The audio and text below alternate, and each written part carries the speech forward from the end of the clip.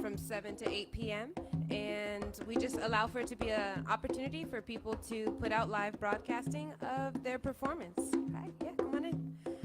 So whether that's poetry, whether that is just speaking on a topic, whether that is, I don't know, a powerful lesson you learned this week, it's really just about expressing yourself and finding a way to share your voice with other people, okay? So with that, I guess let's get started with the show. Yeah. Sweet. Okay, so I guess just to kind of break the ice, I will start us off. I have a book called Rice, and this book called Rice is by Nikki Finney, and she is an African-American writer who has powerful, culturally relevant poetry, and so I wanted to share a piece and just kind of get the flow going.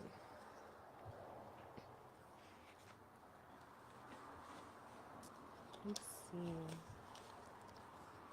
Ah, perfect piece. So, this one is called Tenderheaded. I am and have been since they used to pass me around by my 3-mule braids like a bowl of blueberries no one wanted to touch, but everyone wanted to see. You take her. Oh, no, ma'am. I had her last time, remember? Nobody wanted to straighten this hair, and I didn't want nobody to. Cotton mud brown and a continent thick, they made bets on what color my scalp was and how long it would take to get there. Then would circle around it, hover over the swivel chair, just to know who had won and who had lost easily. It was a day's travel, from first to last, sizzling stroke. Afterwards, whoever lost, somebody politely walked over and regretfully informed the rest of her waiting customers she was unavailable for the rest of the day. While in the back room, already, she was soaking her fingers in a bowl of something sudsy and smooth, readying them for their ordeal. And for the next 4 hours, I was hers. By large, unsympathetic twisting fingers, she would take me unmercifully from chair to sink, to chair to dryer, back to chair, and then finally lead me up from near the window, just under the Clyburn's Beauty Shop sign. Somewhere safe and far away from those hands, where my scarlet and throbbing head, where my scorched ears could better cool. Behind me, I could hear her back with her girls now, her fingers returned to that sudsy bowl, waiting, I suppose, for the color and the feeling to return. I could hear her. I could hear them all good, talking and teasing about how the Lord must have got me mixed up with somebody else, maybe even 2 or 3 people, giving me all that hair and tender-headed too. Saying how some poor soul out on the streets right now walking around with a big old buffalo brush and just a finger snap of hair. Steady pleading their mama or maybe even an auntie for some squatting time inside the sacred place of places. And once inside those gapping legs, how eyes would close while hands scratched and brushed to high heaven. How they would sit so perfectly still while their scalp got raked and planted, making sounds like they never wanted it to stop. Still not knowing they so mismatched, not knowing maybe I got some of what belongs to them. Just like them ladies don't know how good I hear their laughter ringing off the glass, that my head was made into my cooling board. Just like they don't know how hard I'm trying not to hear them. How hard I'm steady peeping and looking outside and longing for to get away, ride away, inside the safety of that 69 Buick and back beside the generous giver of this tender-headed crown. Ashe. Thank you. So, as you can see, I've been on a natural hair journey. I definitely remember those days. This poem was so powerful for me because although it definitely has some emotionally provoking feelings when thinking about the days of getting your hair braided and combed and brushed and getting hit in the head in the brush if you move the wrong way type of thing, and the flat irons and the heat and all of that, for me, relaxers as well. I mean, people would say, don't worry about it, beauty is pain, you know? Like, it's just, you know, you just got that soft hair, you got that nappy hair, that coarse hair, it's all good.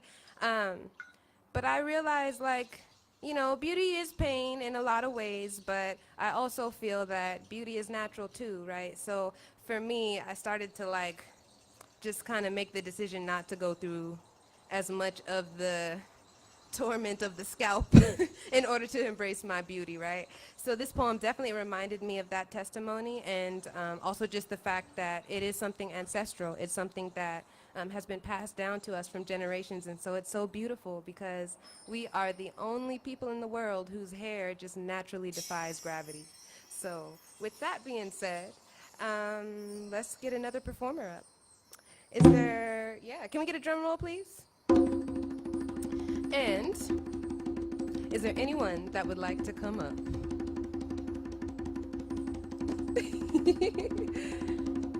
You want to come up? You want to come up? I'm sending positive vibes. Come on, y'all. You guys want me to share one more? Or? Oh, wow. Oh, okay. Okay, I'll share one more. All right. Okay. I got one for you. So this one is called The Map Maker. Now, this poem was, again, written by Nikki Finney, and this one says that it is for F.X. Walker II. When I read this poem, I felt like this poem actually reminded me of Malcolm X. I felt like it reminded me of the way that Malcolm X's teachings and the things that he brought to us really helped to shape the culture and who we are today for a lot of people. So with that, here we go. We sent for a man with hands, a carver, a stone cutter, a chiseler, someone to dig through all the distortions, to etch us right, someone to bring us out of all the wood grains there are, and finally be all our living colors.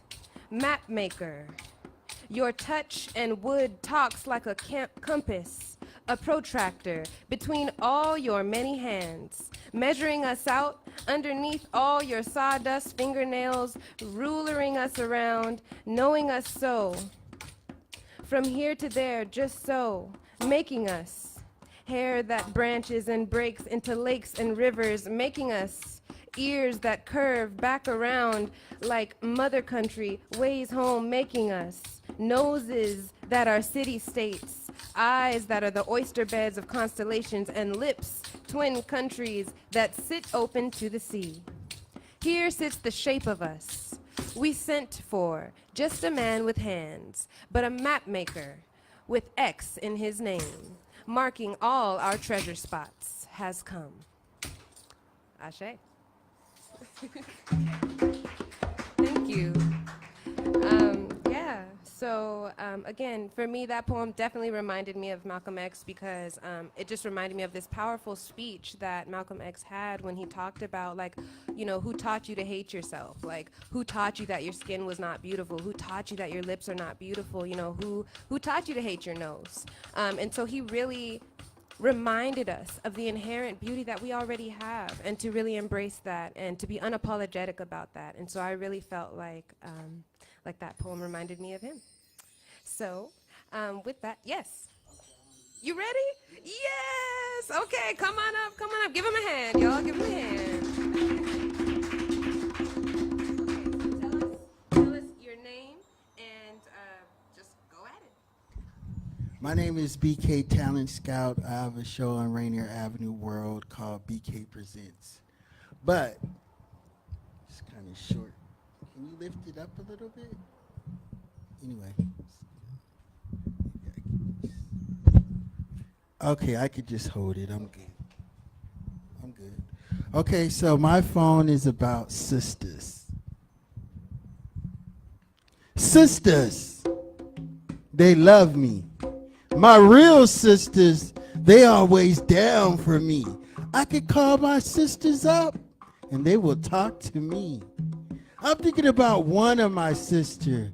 Her name is Sheila. She's a lawyer. She says, Brian, I've been knowing you since 3rd grade. I've been taking care of you, boy, and looking out for you. You know I got you. On your birthday, I took you bowling. But I'm gonna whoop you, boy, because I wanted to take you more. We went bowling. I spent the money. You don't have to worry about it, because I'm a boss chick. Jill, you're my sister. I've been knowing you since 3rd grade. You check on me, I check on you. We check on Sheila. Then there's my sisters of another color. They say, boy, I'm looking out for you. I'll take care of you. See, there's something special about a sister, because growing up in my family, my mom got married again, and it was my sisters that was my second mom.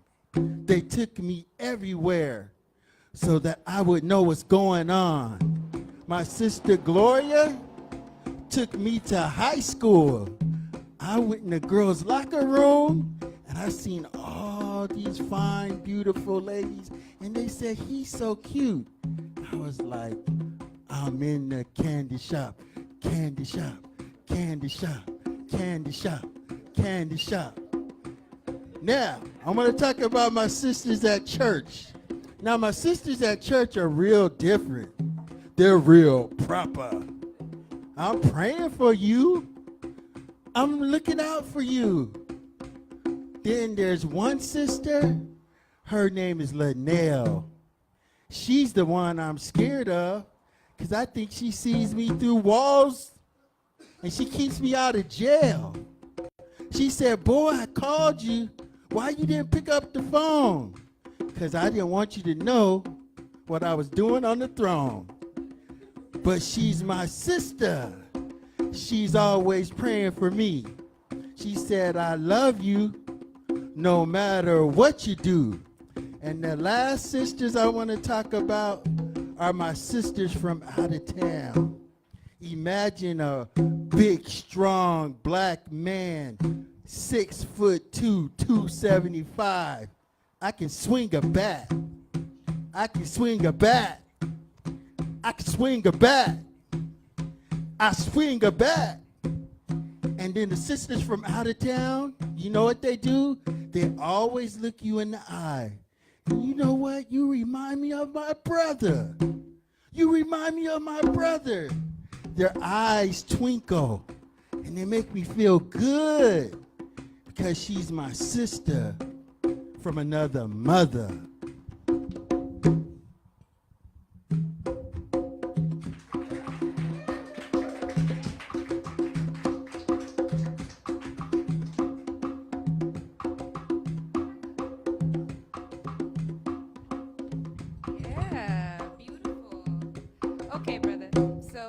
Your name one more time and tell us a little bit about what inspired that poem and what inspires you to do what you do as a poet. Oh no, I'm not a poet. What inspired me is about, it's really how what a black man goes through when sisters really care about him and love him and embrace him. And I can be totally honest, you know, when my sister Sheila says, Brian, I just want you to know that I'm giving the best part of me to you, which is my mind and what I'm trying to tell you. I'm giving you something from up here and nothing below, because I'm giving me the best part of you.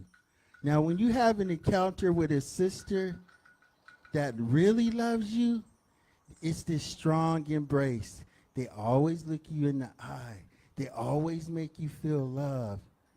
because there's some other people that look at you, they don't understand you. Imagine walking down the street and you see people looking at you, but they don't say hi. They don't say hi. And I can always tell when a sister's from out of town because they're like saying hi, their eyes, even if they're with their husband, even with that conference circle downtown, when they see you, they're letting you know. They're sending you like so many messages. Man, I'm glad to see you. I'm glad you're not locked up. I'm glad you're not selling drugs. I'm glad you're about your business. If you come see me after the conference, we might can go dancing. But it's all that is happening. Like, I see that brother sitting by his sister. Anybody that has a sister, and not all sisters are black sisters. Karen is a sister because she's going to embrace you. She's going to bug you about taking pictures because she's a sister. This whole place is built by sisters. And when Carmen Best was going through, I said, hey, Carmen, don't worry about it. We praying for you. And the whole city start rooting for a sister, rooting and rooting. And the noise got louder and louder and bigger. More letters are coming in. More letters are coming in. And then they had to concede to the sister, the warrior, to be the black chief of police for Seattle, Washington. That's why I love my sisters. That was beautiful. That was beautiful. Wow. Man, I bet you are a poet and you didn't know it, huh? Okay. Beautiful. That was great. Okay, so again, my name is Niela Maryam. This is Rainier Avenue Radio's Lyrically We Stand in partnership with Freshest. Feel free to join us also the first Friday of every month at Langston Hughes Performing Arts Institute. Doors open at 7 p.m. and we go until about 11. And again, this is a live broadcast, so people are tuning in from all over the world. So it took some really brave people to come here and be willing to be in this space and get on the mic tonight. So with that, I am a big lover of virtues. I am always finding a way to bring a virtue into a conversation. And so I'm definitely going to do that into this space as well, because sometimes virtues pop up for people that actually kind of needed that in your life, and you were kind of trying to figure out, man, what's missing? What is this thing that's going on? I know that there's something I need to honor, but I can't quite figure out what it is. I know there's a lot that I'm going through, and I just need some sense of direction.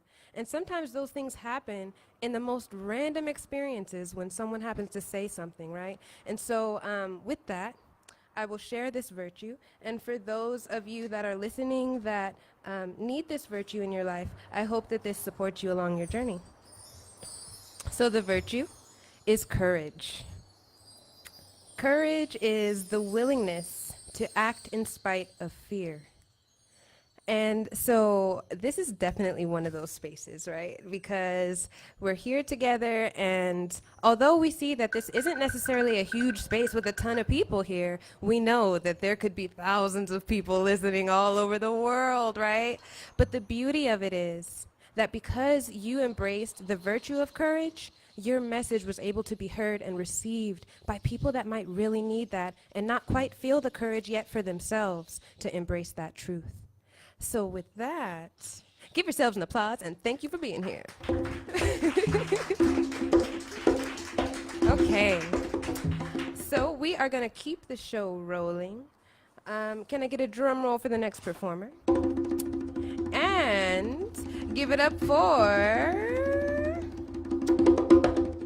Tyler Rose. Give it up, y'all.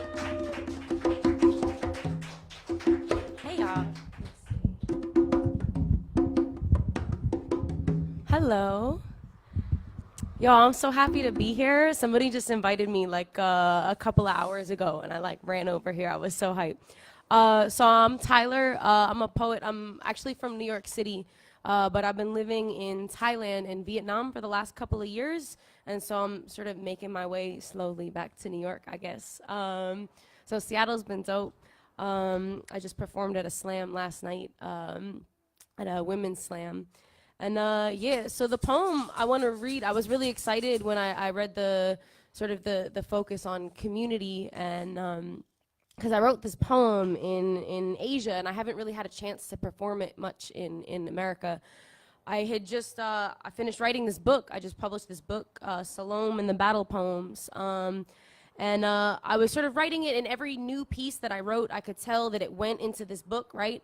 And then I wrote this one other piece, and that was when I knew that the book was done, is because it was so different from what I had been writing. Because I moved out of America like at the end of 2015, and yo, this is mad different here. Like in the last couple years, this is a crazy different country. And I had sort of been living overseas, living this like great life in this beautiful community in Chiang Mai, and sort of watching all of this hurt happen here and not really being able to do anything about it. And that felt not good. And so I wrote this poem sort of out of that feeling. It's called The Urgency of Love During Late Capitalism. Zip tie me to the new wheel. We are spinning reckless and untethered under this gray sky where the next messiah will scurry out filthy from the cluster racks at the discount store, humming the latest disposable radio hit. Vandalize my skin with tattoos before the advertisements can creep in. Spread my legs out over a billboard and call it community, call it exposure. But if I expose myself to you, how many layers will you want to remove? How many ink nights will you write for me? How many Hollywood evenings will you toss me off of a cliff for your greater good? How do I grind myself up under your molars with no calorie counter, no sugar measure? All this sweetness ain't no value meal.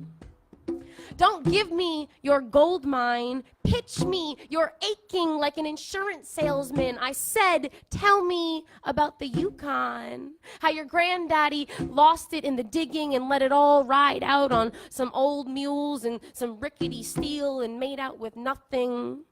Tell me how you found God in the gay boys that stood naked in the window like the statue of David, and your father tried to beat the blasphemy back out of you because he couldn't hear all of the holy moaning while you were praying in his bedroom pews. Tell me how your grandmother wove all of your stories into slave blankets and we all forgot the patterns. Teach me the patterns. Tell me about all of your threadbare longings, how the walls got too tall for your basketball arms, so you crocheted you some hoops and took the team out. Tell me how they built the dike up into a dam and the suburban houses floated down to fill the streets up with bicycles and divorces. Tell me about the steel horses you learned to ride up the backbone of the city, how the stars bent to meet you headed uptown to Harlem where the mothers wear primary colors and paddle down boulevards smelling like Shay and bootleg CDs blasting beats we can't pay for. Tell me that revolution looks like a new shoe shine on the way to a dime store job when we don't owe a loan or our hands in the air for any reason other than a dance hall prayer because the DJ preached it. Mess up my credit with the recklessness of your debt. Tell me that you itched for so much sky, you maxed your cards out on flights and bought every seat just so you could watch your steel geese blowing off your cosmic steam in carbon dioxide and cutting through clouds that were thick with red on the days that it rained silver bullets into brown bodies on the gray block, and the only way out was up into metal airplanes scattering out in a mechanical migration so that you could watch your biggest dreams weaving themselves into wingspans and vapor trails and the kisses that you press into my big, wide open, white American mouth, trying to breathe life back into everyone that you have lost so that they can slip back out my lucky eardrums, all of my leaking privilege, painting the pavement with every gold soul. Just press harder. Pin me to the starboard, where our skin cells are thumbtacks and the train tracks never went far enough. How we threw our bags into the coal cars and they sped off past us into a new era where all of our earnings were only worth vending machine trinkets, and we all sold our lucky lockets and cut our hair. Now I really want to subscribe to the new revolution, screaming, I love myself, into the masturbation of your warship fireworks while you are flipping through magazines glossy with the ghosts of manifest destiny, that eastern freeway that tender adolescents carve into unhappy arms because belonging is a blood sacrifice in an era where we mine coltan and gem shine out of the chiseled backs of children, just so you can tap out a Facebook message mating dance or kneel to peel away the ringing passion of our present tense and bind me to the eternal metal of a wedding band. No, no. Let's make love so loud that the air can taste us like pennies in the Trevi fountain, where one good throw brings you back to Rome, like Dorothy in designer shoes, and the sidewalk bends to the corruption of coliseums, and to your cousin, the gladiator flipping dime bags on corners like the champion of no man's land. See, I am regurgitating the Renaissance. I am rewriting the Bible as autobiography. All of the characters are drunk and hungry, and the sun always set bright red even after we pulled the pollution out of the ozone and then wove it into bright barrettes and bobby pins so that we could Rapunzel ourselves into salvation and then rappel back down from our ivory towers to flood the streets with trumpets and free lunches. If you tell me your secrets, I will stitch every syllable into a sequin on a belly dancer's sacred waist, and she will shimmy the shame into psalms. This hole in my heart is a miracle, how all of the feeling rushes out and out and out and out and out and trickles down. No discount, no sales tax. I lose no love. Thank you. Thank you so much. Thank you guys so much for having me.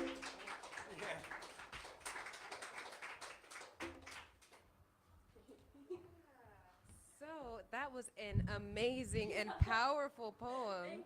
Absolutely. So tell us a little bit about what inspired you to create the poem that you just shared with us, and then tell us a little bit about what inspires you to do the poetry that you do. Word. So I'd been in Asia for a couple of years, and Trump got elected, and they're like putting children in cages and shit, and like black people are getting killed by cops, and like nobody's getting in. It's like, and it just goes downhill and downhill. And then here I am in Asia living this like dope life, right? I'm in Chiang Mai, Thailand. I'm like surrounded by this incredible community of dope creatives that all like, sort of live in love and empowerment. And I had just published this book, and I'm celebrating, and I'm so happy for myself. And meanwhile, like, my communities are falling apart. And I sort of felt like I existed in this weird binary where, like, I like what privilege, like what kind of privilege and luck and privilege that is to be able to be living this life. And I think that with great privilege comes great responsibility. And so without being able to like, be in a place tangibly and be at marches and sort of, be in a place is sort of, that was like my love song to America. It was sort of what I knew how to give, but it was really different from what I had been writing. This book, Salome and the Battle Poems, was very much about like trauma, but like overcoming trauma. So it's not like sad, like a lot of it's kind of angry, but I write a lot about womanhood and about sort of overcoming violence against women and turning pain and rage into like power and healing and sort of the alchemy that the alchemy of art, that art can do that it can be this great tool of healing and power and transformative, really transform your experiences. And so I had written, all of these poems sort of about that. And then, suddenly I knew that the book was done, because it was like, okay, well, I'm done with me now. Like, this is my, women book. And now I started writing all this poetry about, America and political poetry, and I never had before. So yeah, that was the transition. And so now it's dope to be back here, and I'm trying to sort of I've been back for like a month, I guess, a little more. I've been mostly in California, and I'm trying to figure out how to keep doing that, like keep integrating art and activism and sort of community creativity. And so that's why when somebody told me about this show tonight, I was like, yeah, dope, absolutely, that's what I'm looking for. So thank you. Yeah.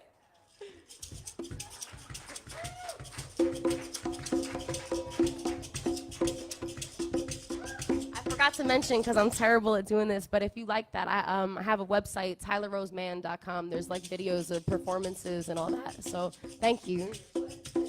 You can buy the book there. Salome, it's on Amazon. It's on the website. I got a backpack full of like 10 of them right now. Thank you.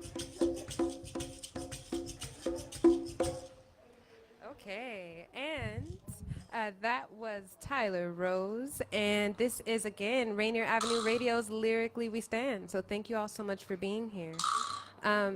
Yeah, I definitely want to do a quick response to just some of the things that I heard and how that reminded me of the power of courage. For me, when I'm thinking about the power of courage, I'm thinking about how that inherent ability to have courage is usually driven from pain and frustration and anger and being so pushed into a corner that you feel like you have no choice but to break yourself free, but to fight, but to whatever that energy is, but to let that energy free, right? And so when I hear that, I'm thinking about, that energy is going to happen regardless. When we go through these experiences in life, when we have pains and challenges, when we have things that frustrate us, things that we know that we can't control or can't change, that energy is going to build up inside of us regardless of whether we want it to or not, right? And so the truth of it is that we need to be cleansing and letting that energy go, releasing that energy and letting it evolve into something more, letting it evolve into life. Because you can either allow for that energy to evolve into something toxic that takes life, or you can allow that energy to evolve into something that creates life and gives life, right? And so with that, it's kind of the beauty of art and pain and struggle and finding a way to bring resilience and bring new life out of that. So with that, yeah, you guys are dope. I'm so happy that you're here. You are amazing, amazing people. And we are going to bring up another poet. So let's give it up for Okisha. Give it up, give it up. Woo, woo, woo.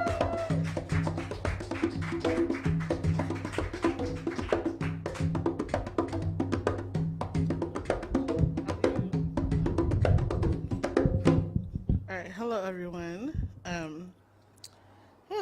First off, just want to say I'm nervous.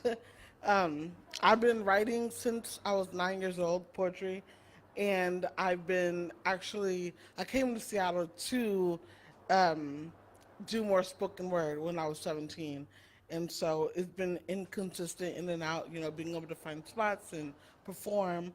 I actually found out about this 2 nights ago, and I had a piece written for it that I just wrote like at 4 o'clock in the morning because my sleep was way off, working doubles on the weekends. But I was kind of empowered to do something a little different than what I prepared for tonight. So there is no name for it, but here we go. I don't speak loud. I just talk in all caps. I thrive for a good mindfuck. No lubrication needed. He said, "Guile, you is fine." I responded, "Yes, sir. I'm doing well. Thanks for asking." Seduce my mind. Earn my body. It's pulsing, throbbing, and marinating in a pool of fruitful juices, teasing, levitation. Summoning for your less isn't within my intentions. Learn, embrace. Respect my curves. Did I mention relaxation of our highest chakras? Poetic interpretations. Be a writer, have my front and my back. Be natural. Baddie, be Miss Independent, know how to cook, be available and flexible. This is just the beginning of the expectations. Black woman looking down on black young ladies, black men in Mercedes Benz, praying amongst black young ladies, cutting envy towards other black young ladies, black young sons of the sun, degrading, ashamed, impregnating, manipulated these black young ladies. We speak too loud, and our touch isn't soft enough, cause tough love, rough love, unwanted love, but I'll settle for anything but love to fill a void. I don't speak loud, I just talk in all caps. Intensity, electricity, staring across the room, but won't come sit next to me. Everyone has got something to say, but I barely escape without deadly ruptured knees. But I'm still unflee. Space in between my teeth gaps. Edit some space in between my thighs for gaps. Lies for likes. Maslow who? Says what? Simon and Mother, may I just sell my body for fame? Riches can't complain. Expect to be called all kinds of bitches. Snitches get stitches. Sign your kid's life away to make America great again by doing the devil's work for him. Hush. Daddy's little girls. Ironically, all he ever wanted was a boy to leave for the mother to raise. Late night, no street lights, just a police fight. On top of him, cuffs too tight, stripping in the white thong, pole dancer, nipple collider, right my wrongs, remix, uncomprehending wind chimes, hymns, songs my ancestors sung. I don't speak loud, I just talk in all caps. Energies, vibrations, humiliation, took a couple of naps, solid head on my shoulders, humbleness to the moon, heavy, warm heart, personal PhD at its peak. Jaja lives within me, so I'm inclined to rejoice. And I'll allow no more to dim my light with darkness. After all, he gifted me this voice. Thank you.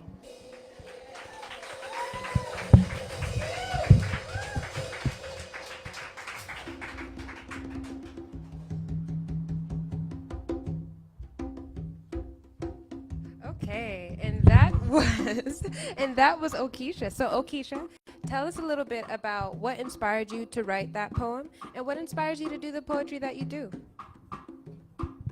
What inspired this poem as a young colored woman in America and in Seattle, period, there's a lot of pressure on African American ladies. And I feel like when you have so many different people kind of looking to you for different things, different people asking for different things of you, and then you asking different things of yourself. And I just feel like for me, I'm at a point where I call it my young midlife crisis, where I'm at an age where I can empower others and I can lead others, but I'm still young enough to be under the influence of other people. And so I really want to use my voice, and I've always wanted to use my voice. At a young age, I've always known, and I was blessed to know what I wanted to do, and I have a lot of different artistic passions, and I try to put as many topics into one poem, but I never have just one category or one topic. And so this particular one was about just women in general, especially African American ladies, because it's tough, and we get the blame for a lot of things, but it's like love, like the direction we're looking for love in, whether you're looking from a man, or you're looking for it from yourself, or you're looking from it from your family, like it's just so hard. And people don't realize how much society put, like the impact that people go through being a woman, just period, but being a young black woman there's so many daggers being pointed at us and so many lenses and so many, things that are directed at us. And it's like, when do we get a chance? And, what are we teaching others? And it's a lot. It's a lot to think about. And I do packed so much in all of my poems because there's so much to be talked about, and I don't know where to start or where to end. I just know this is in my mind. This is what I want to talk about, and I'm going to continue the thread. Every poem I write, they get longer and longer, and they get more complex. But it's just so much I have to say, and I'm not going to stop. Like, my voice, the pen, the paper, my notes in my phone, those are my weapons. Those are my tools to get me to where I want to go, and I want to be that encouragement for other people, especially young women, that, we have voices, we're allowed to use them, and there's some people that fought for us to use our voices. We have to do that. So that's what inspired this piece. But overall, my poetry is to empower people all over the world, in any setting, in any room, in any circumstance. I want people to know that someone out there loves you, somebody out there is speaking on your behalf, and somebody cares, so, yeah. Well, thank you so much. Give it up. Absolutely. That was really nice. Okay. So again, that was Okisha Brandon, and we are here with Lyrically We Stand, and I am your host, Niela Maryam. Now, I'm always reflecting. I'm always figuring out what lessons can I pull from things that I'm hearing. So I definitely want to say that it reminds me of a hard lesson that someone shared with me sometime last month. And what they said to me, because I was just really going through in my head and just really expressing myself about a lot of the things that happened in my past that bring me pain. A lot of the things that I haven't healed from, and things I haven't said to people, and even if I had said them, I still hadn't felt like I was really over it, right? Or like I could really move forward in those relationships. And this person said to me, listen, everybody abuses. Everybody has been abused.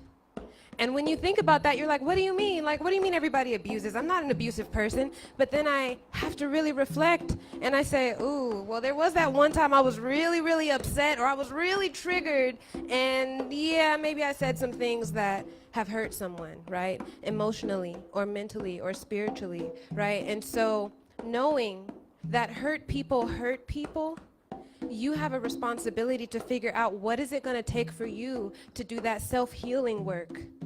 Because loved people love people. And if you love yourself, you can love other people. And you can help inspire that person to love someone too, and to love themselves too, right? So, Okisha, thank you for sharing that and for having a voice for others. And one thing I want to say is it sounds like that book is on the way, huh? Lots of writing. Okay. That's right. That's what I'm talking about. Okay. So with that, we are going to bring up another performer. And give it up for Brother Salim. Give it up.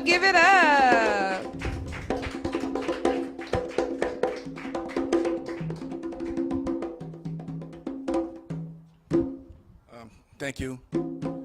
I don't know if I'm necessarily a poet, like some of you great artists are. I'm more of a storyteller. So I'm from Chicago, and I like to let people who live a better life understand the situations that goes on in the city. So this is a true piece. One day I was sitting out front of the house, and I seen this young girl pushing a baby carriage, and it was two babies.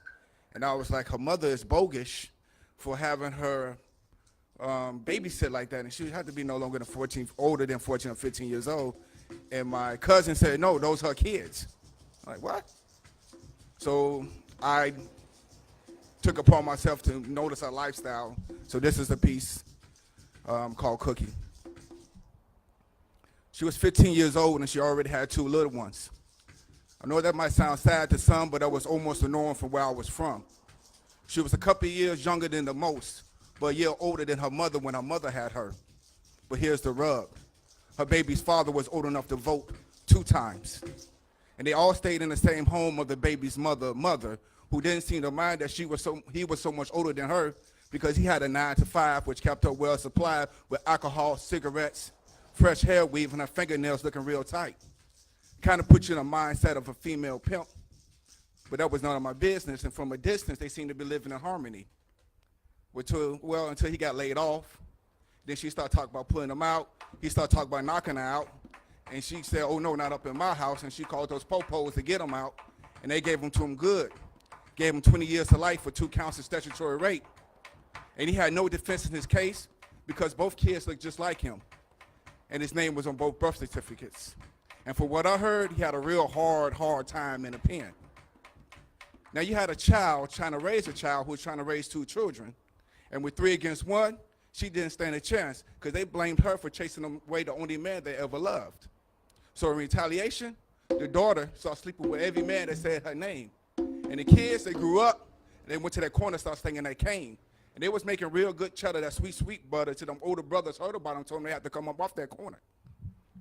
Because they got tired of all the honeys in the hood jocking them because they was always G'd up. So they said, oh, no. So they went to the corner store and bought a couple of guns, and they went to war. And that started shooting back and forth. One of them ended up murdered. The other one ended up in jail for murder. Ironically, ended up in the same jailhouse as his father, but they didn't recognize one another, which always made me wonder. Now, the mother started blaming the grandmother for chasing away her whole family.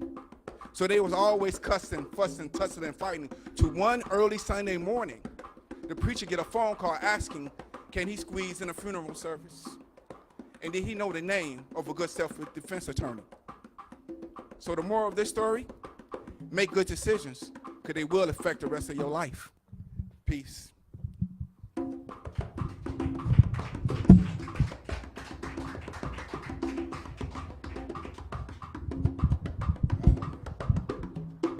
Okay, so that was Brother Salim.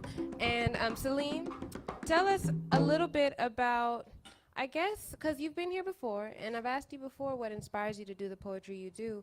So I guess my question today is, what lessons have you been learning lately that are inspiring your writing lately? I think the most important thing is, I believe the theme of my life has been to talk to people, speak to them. Because my best friend says that though my life been rough, I have learned, I have gained so much knowledge and experience that I need to share it with people. And I always have people come to me asking me for advice or tell me about certain things. And I think everybody does have a theme in their lives, and we have to pay attention to our signs. And so that's why I do spoken word, because I can empathize with the pain. I can empathize with being hungry. I can empathize with trying to find a job, and it's hard out there. You know, it's so much that a lot of people don't never have to experience. They never have to go through, and they'd be like, man, you don't understand why that person's sad. You don't understand why that person thinking about suicide. You know how many times I thought about suicide? And they'd be like, what? I'd be like, yeah, come on now, let's talk. And then they go, well, I didn't ever look at it like that. You know, the homeless situation. You know, everybody's not homeless because they lazy. Some people have illness. Some people was one check away and they lost their job, and they on the streets. Don't make them bad people. Don't make them lazy people. It just, the situation of life got them. But we look at them and we get so, I don't know the word, we just desensitized and we don't think about it. And we just, oh, well, they lazy or they drug addicts. You know, that homelessness might lead them to being drug addicts. So it's situations that we have to look at. So my thing is speaking to the people and telling them, hey, you know, it's another side to that story that they don't realize. Thank you so much. Powerful, powerful words. Okay, so that was Brother Salim. This is Rainier Avenue Radio's Lyrically We Stand. I am your host, Niela Maryam, And if there are other things that you'd like to come to, you'd like other opportunities to just come and experience these arts, we also have an all-ages open mic the first Friday of every month at Langston Hughes Performing Arts Institute. So if you're interested, definitely come through. All right, so with that, we're gonna bring up another performer. And can we get Mackenzie to the stage? Come on, brother Mackenzie. Yeah.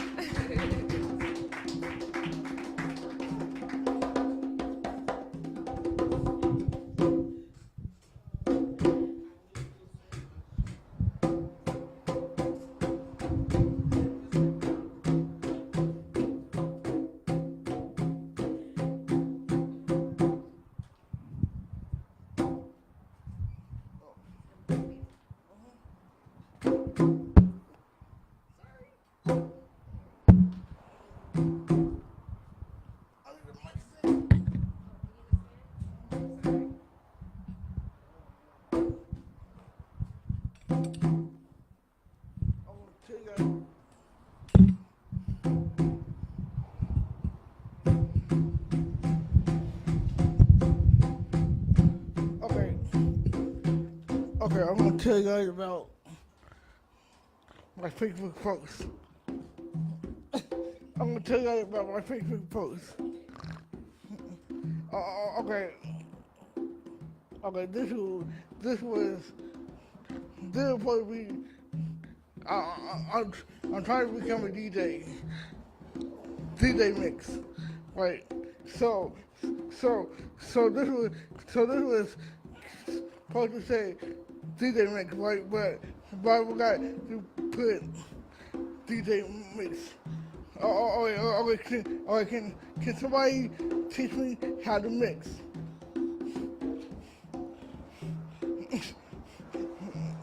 And the tone I had is so funny though to me. So yep.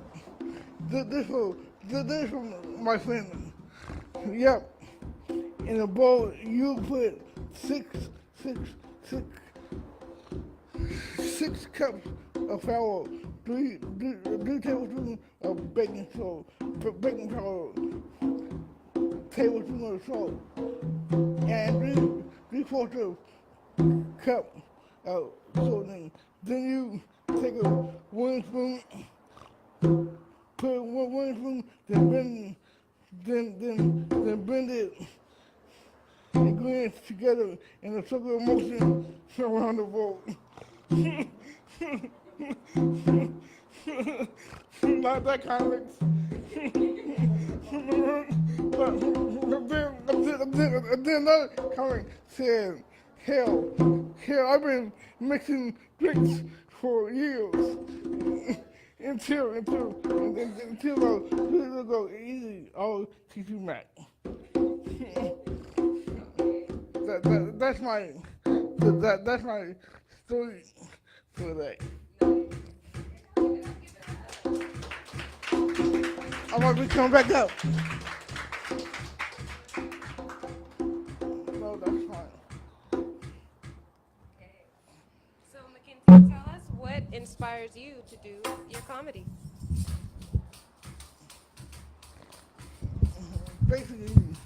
Basically all the greats.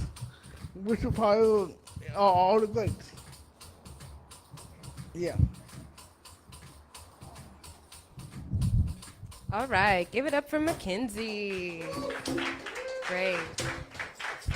Okay, so we are going to go ahead and keep the show rolling so that way people have a chance to get up on stage. Again, my name is Niela Maryam. This is Lyrically We Stand with Rainier Avenue Radio. All righty, so please give it up for Nikki. Give it up for Nikki, y'all.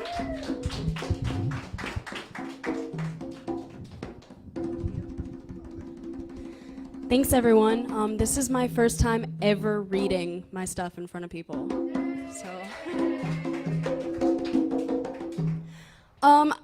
I wrote this about my twin flame. I met my twin flame about a year and a half ago, and basically the chemistry was palpable. And it was so bad because it was so taboo And we knew that if we were to be together, everyone in the whole entire world would judge because nobody understands, and nobody understands that it's love, and it's not, it's nothing but love. So with that being said, I wrote this.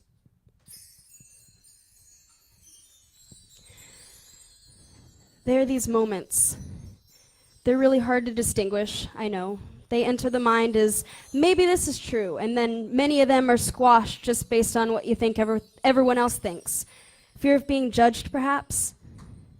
And many of them are self-discarded, thinking whatever you decided prior is the absolute, with little to no research backing you up. But those are the moments you're supposed to listen to the most. It's wisdom from the heart. The moment you care about something so much, you find a way. Those moments of thinking so hard, you break the atmosphere. You solve the impossible equation simply because you made something up and it worked. But the problem is, these moments will fleet in a heartbeat.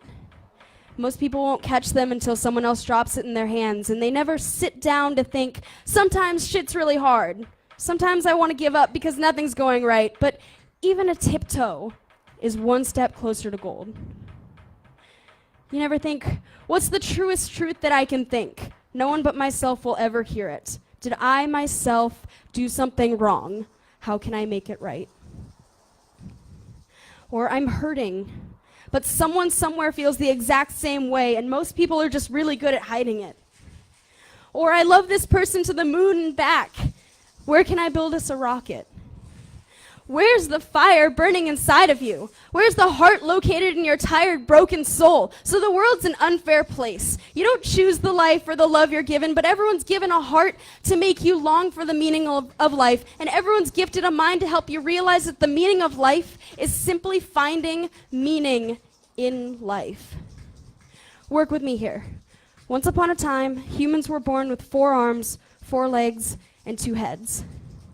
We were powerful beings, so much so that the gods got hella insecure and decided to use their powers for evil, splitting us apart and forever damning us to spend our waking earthly days pining for our other half. According to Plato in the Symposium, love is the name for our pursuit of wholeness, for our desire to be complete. When 2 halves unite, it's like the universe explodes, especially if you're not ready for each other.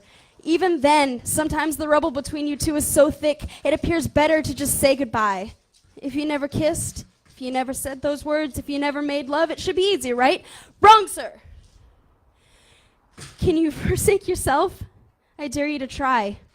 Those truest truths don't go away, and sucks now, because another has, without invitation, awakened to your energy and in the desires of your heart. The illumination in your eyes gave you away. You've been recognized. You can run, but you can't hide. A year ago, I'd been enlightened to even the subject of twin flames. And my mind was still thinking, shit's really hard, let's get drunk. Or maybe if I act naive, people won't expect me to take responsibility for my actions. Or I'm hurting, and no one seems to care, so let's just not care about anyone else. In fact, let's kick them when they're down, just like they did me. Or I love this person, but he's a bit of a fixer-upper. But that's no way to think. Your soul is facing disease, dis-ease, lack of ease in the mind, in the body, which manifests itself in illness. My hair has been falling out this past week. But you'll find the ease by listening to your heart. She's almost always right. Maybe it is true. You'll know you're on the brink, but you'll never truly understand this mysterious nagging. The universe is trying to tell you something. Maybe it's saying grow a little more, or maybe it's presenting you your half, with her sick and twisted sense of humor disguising him as the wrong man in the wrong place and at the wrong time. And then it's up to you to find balance within yourself, to be the best that you can be, visualize, accept your oneness, and then go get him, tiger. Who cares what everyone else thinks? They judge you because they're bored. Love is love is love is love. Miss Universe looked at me and said, he's the one. Yep, that one. No. That one. And I said, okay then.